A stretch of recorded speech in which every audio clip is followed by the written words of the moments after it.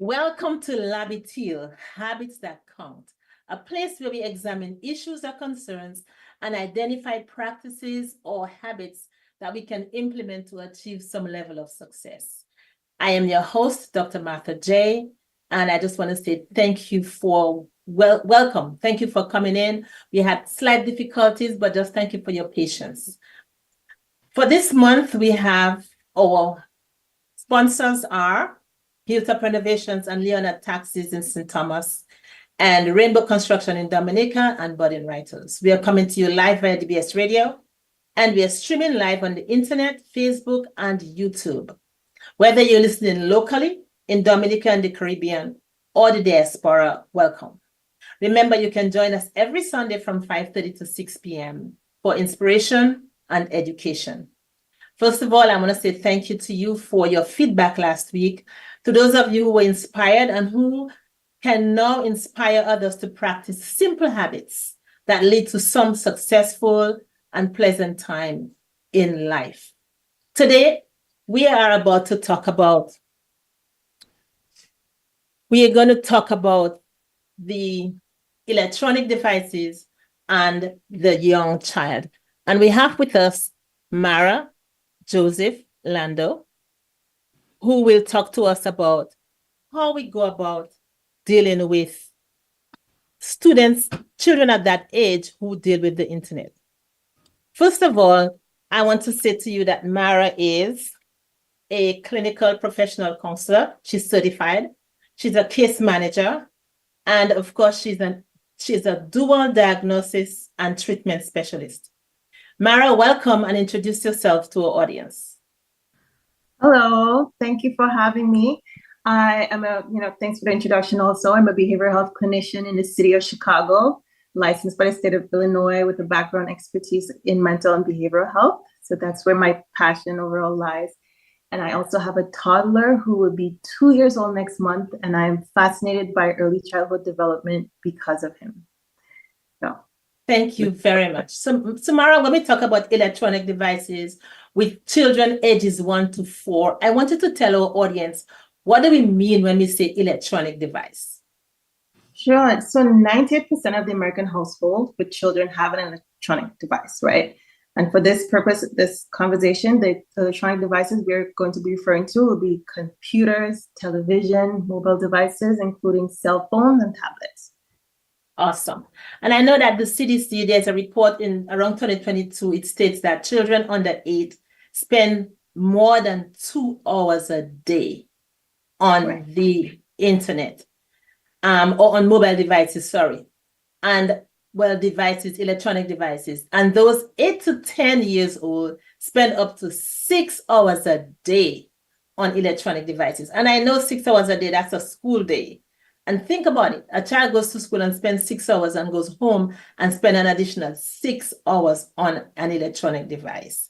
I want to ask you, as the counselor and the psychologist in this situation, what is the ideal length of time that children between the ages of 1 through 4 should spend on the internet, or not on internet, but on devices in general?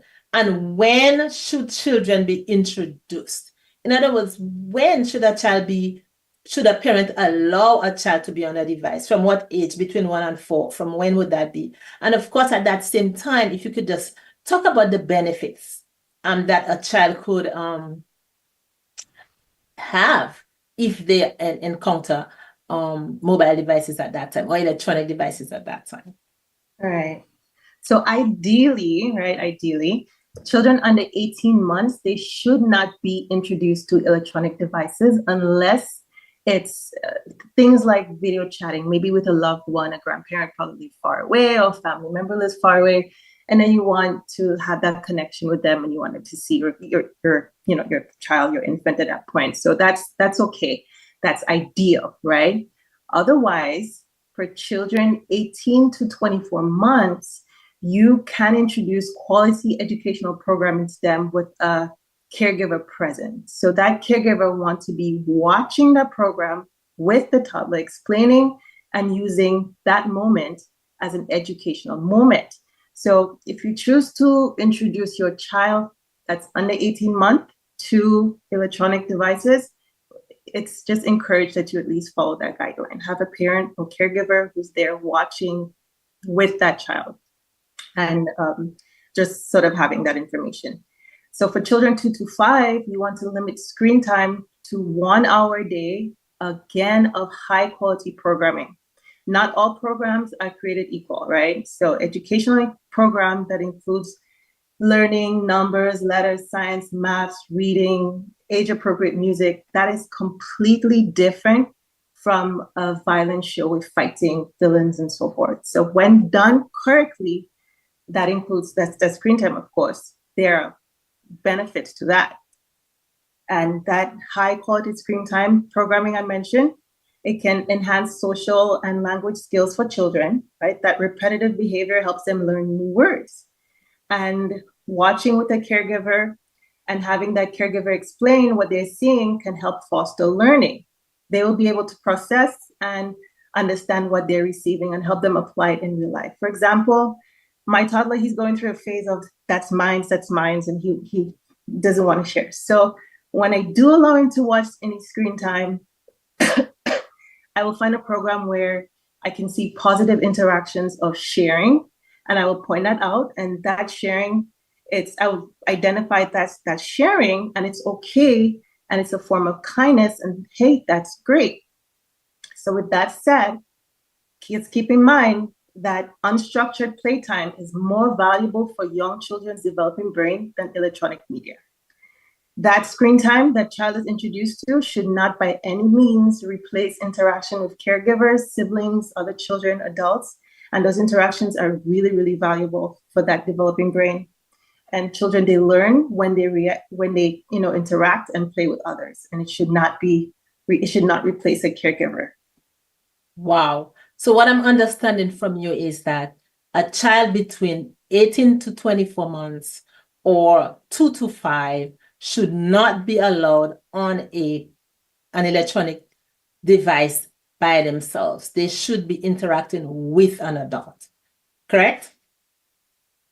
That is right. So as the adult, the caregiver, you want to be monitoring what your child is consuming, and you want to use that as an educational purpose. Hey, okay, what we're watching right now, whatever the program is, I see, did you see that interaction? This is how we should utilize that, or this is how we should respond, or what color is his shirt? So you can use it as an educational program, teaching them whilst they're consuming that information. Absolutely.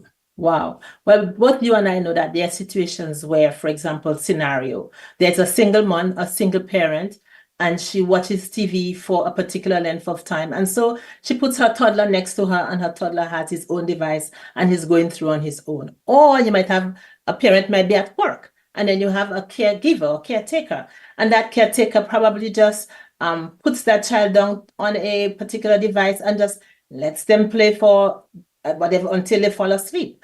Then we notice that these kids who have this over, I would say, extended length of time on their devices, when you take it away from them, we have a whole different scenario. Can you just talk to us a little bit about the tantrums and those kind of responses that children give when you withdraw those devices from them after they've had this over exposure? Can you explain to us a little bit more, or just tell us a little bit about that? Yeah, for sure. In those situations, the children, they're exposed to excessive use, right? So as a result, they learn, and you mentioned the tantrum, they learn to soothe using devices. That's where, that's where that mechanism comes from.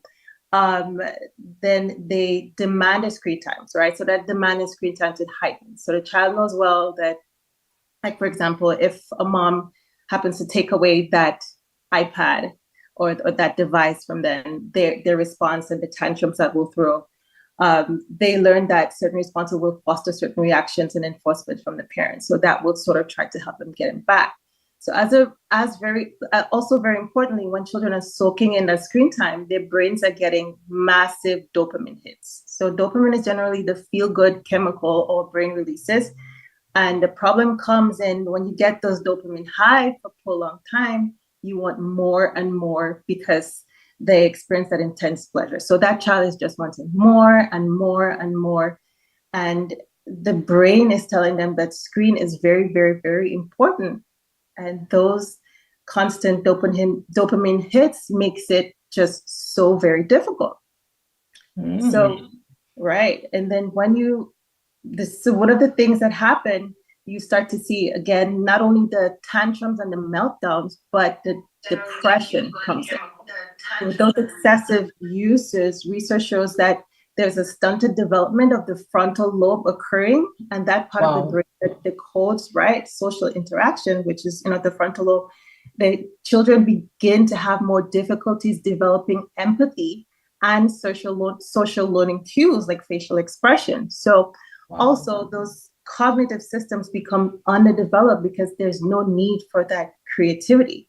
Everything is being presented to them on the screen, and where's the opportunity to sort of develop some of the imagination and creativity? Wow. So you're telling me that sensory overload will actually cause these kids, make it more difficult for them to learn social cues because they lack that interaction. And you're saying because of that dopamine overload, it's actually causing these kids to behave in that stressful way. Wow. That's right. Oh, and also, and as I mentioned just briefly, the depression can occur too because they're consuming so much, it's taken away. And research shows that you can see a shift between sadness and excitement in a quick mood change with those heightened impulsivity. Wow. So how can that affect behavior in a child generally? So a child grades ages 1 to 4 is always on this overuse. How does it impact their behavior over time? I'm sorry, I didn't hear you. Can you repeat that again? When a child is in that space for too long, that overload and that dopamine that's always on overdrive, how does that impact that child's behavior over time? Then they lose that ability to self-regulate. So over time, you see those frequent outbursts, those outbursts happening, and that just becomes a prolonged problem because that's what they're needing to self-soothe, and that's what they're seeking, and that's what they're wanting. Wow. So for those who's saying that it's kind of low, so they lack the ability to self-regulate and to self-soothe, and the only thing that will soothe them is for them to get that overload of dopamine. I'm going to give the telephone number for those who would like to call before I go ahead and ask you the next question, because I want somebody listening tonight who may be a grandparent or a parent or just a caregiver to somebody, to a child who is between age 1 and 4. And probably you are very familiar. You probably have a child, when you withdraw that device, that's how they behave. They're throwing tantrums, they're kicking and they're screaming. And sometimes it's not even because the adult takes it away. It might simply be that the battery died and that child goes into a tantrum because of that dopamine. So I want parents to understand that if this is happening, remember what the psychologist, what the counselor said, it can stunt the child's development. It can take away empathy. It can do all of those bad things. But what this show is about is to provide you with practices. We don't want to just get you scared. We want to provide you with some habits that you can implement in order to be able to help your child. But before Marah comes up and shares with us, I want to share the numbers. Local number to call is 448-3284 or 1-800-327. And if you want to call internationally, it's 305-432-9744. And we will take your questions. So while we wait for you to call, I want to ask Marah, I wanted to share with parents a set of processes or practices, something that they can do to prevent that dopamine overload or that increase in poor behavior because a child has this over excessive interaction or lack thereof with electronic devices. So share with us what practices can you give our parents or our listeners to actually help their toddlers and preschoolers? Right. So habits can be replaced, right? And Yes. in this case, is what we aim to do. We want to replace some of these habits with proactive, pro-social ones. And I do want to implore parents to avoid they themselves to avoid excessive screen time around your kids, because if your child is watching you constantly on your mobile phones or your devices, your iPads, watching TV, what message does that sort of send to them? So just be mindful, of course, with your use in that sense. And again, all things in moderation, that saying is very true. So we want you to set some limits when it comes to screen time. So replace that countless hours of screen time with reading story with your child, engaging in activities, coloring, age-appropriate music, dance, things that fosters movement, creativity. Avoid things like, let's see, pointless programs with lack of substance. So I will encourage parents to create parental blocks. Making safe place for child to consume information is recommended. Of course, to preview always what games, shows, app, TV, whatever it is that you're allowing your child to consume. So make sure you preview it first, and you want to know exactly what they're consuming.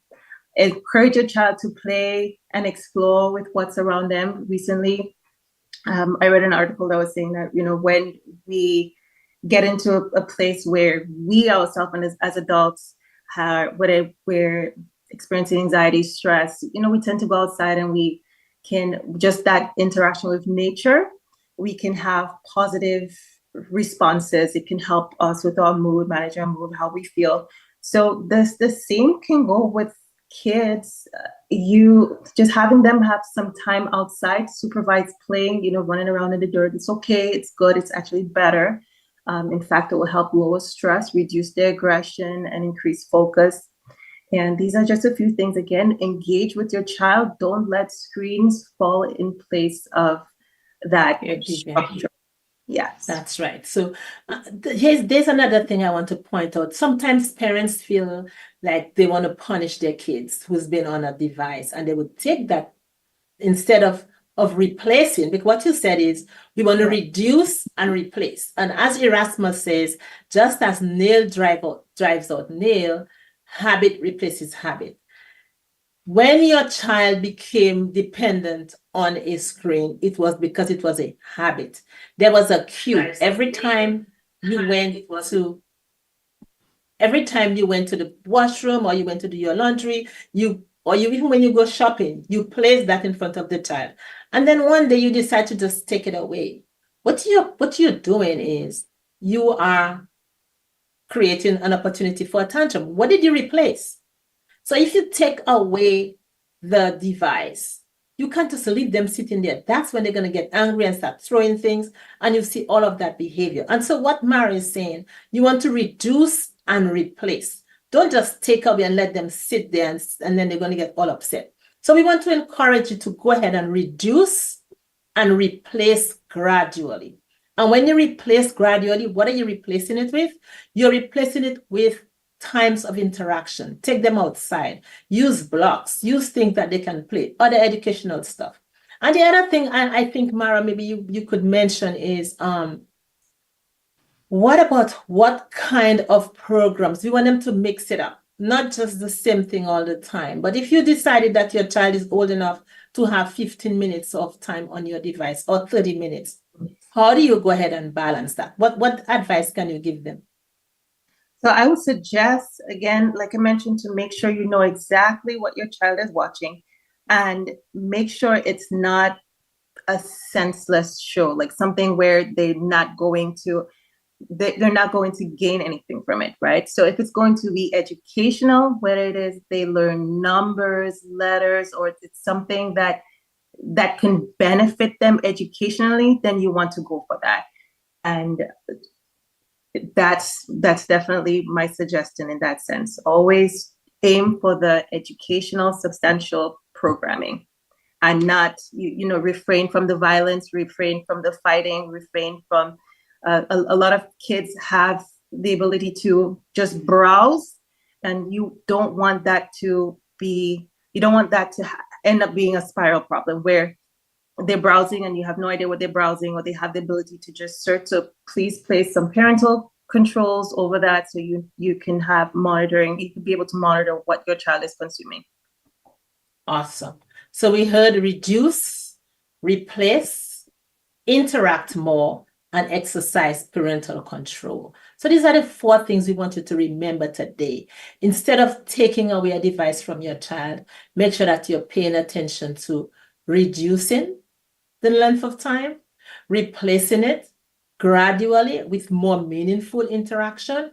And if you have a toddler that's between 1 and 18 months and 24 months, be on there with them. Do that interaction with them.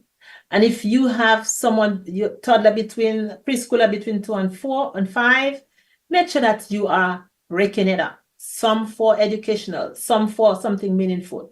Cut off the violence, cut off all of the angry stuff, because you are impacting your child's mental development.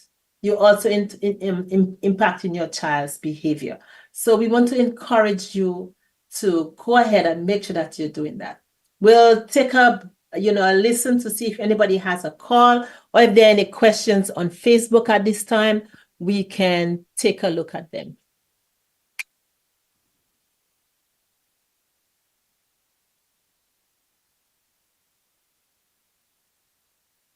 Any questions? Any calls? Remember, your number to call is, let's see if I can find that number again.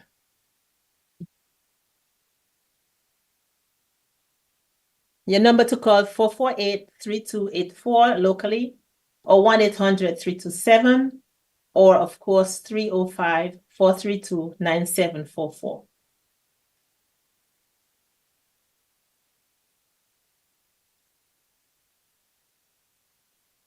Miss Marah, is there anything any last words you want to give our listeners? Any last words? Yes, I would, just like to say, of course, many of us are doing the best that we can. Earlier you mentioned that parent, and a lot of us, or a lot of people, are single parents, and they do the best that they can, right? So if a screen time is going to help you, or if having your child watching maybe TV or some sort of program, and again, whilst you wash dishes, and that's the only time that you're getting to do that, of course, go for it. Just make sure it is something educational. And before you do that too, I would also suggest just having, or trying to engage in something where that child can play first, utilize their toys.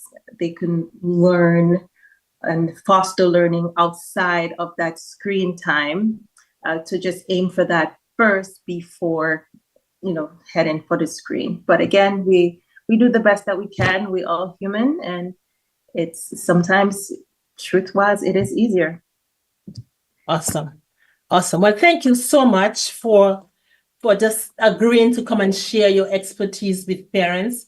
And I hope they know that they've been getting it from the best, somebody who actually works with children to help with modifying behavior. So if you are a caretaker, or you are a grandparent, or a parent with a child ages 1 through 4, we want to encourage you to go ahead and be careful about your screen time, the amount of screen time you give to that child, because you are impacting their development negatively without you even knowing it.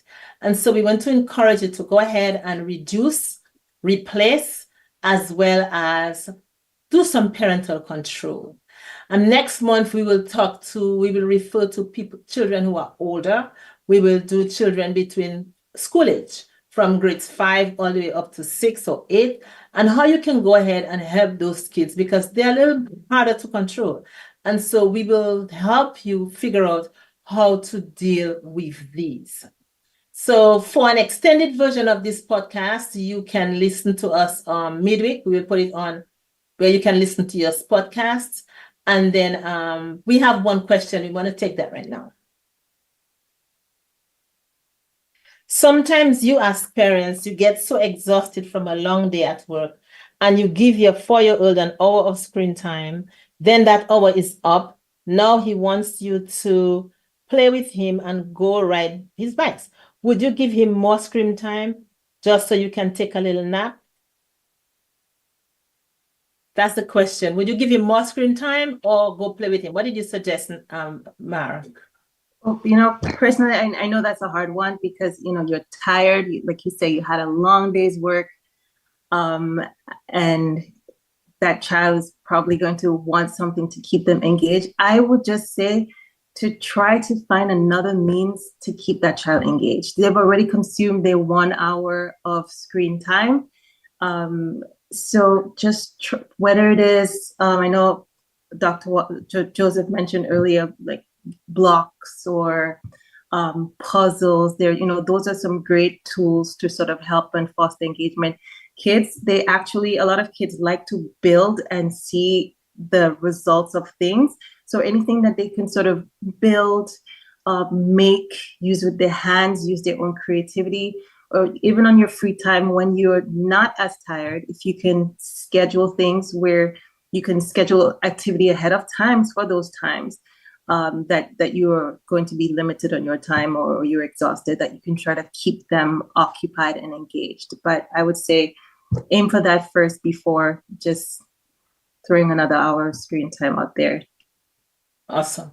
And parents, I just want to say everything takes courage, and just be courageous.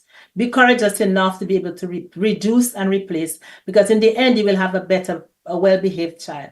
We see the results as they get older. They become more impulsive. They become more, I want it now kind of kids as they grow older. And if you don't want your child to be one of those, I want it now, and if I can't get it now, I'm going to break things. Because it happens as they get older, they start punching, they start doing all sorts of things. And you wonder what happened. It wasn't their fault. It happened when you started giving them unsupervised or unlimited amount of screen time. Now that you want them off and you can't get them, it's not their fault. So I want you to be courageous, reduce, replace, and control, and things are going to be a lot better. Marah, Ms. Lando, I want to say to you, thank you so much again for coming. And those of you who are listening, we want to say thank you a lot. We had a little glitch when we started, but we were able to pull it through, and hopefully we will have things a lot smoother next time. But you have been listening to Labitil, Habits That Count, with Dr. Martha J. And today we had with us our guest, Marah Joseph Lando. And we just want to tell her thank you so much for coming in and for sharing her expertise with us. Thank you again for your listening, everyone. And like I would always like to say, is so show kindness to at least one person, and of course, plant a seed. And if you share that podcast with someone, maybe somebody who's a caregiver, somebody who's a parent or a grandparent, share the information with them so that they can listen and just understand how they can go ahead and support their toddlers, their 1 through 4-year-olds, and prevent a behavior issue in the long run. Again, thank you for your listen, and bye-bye.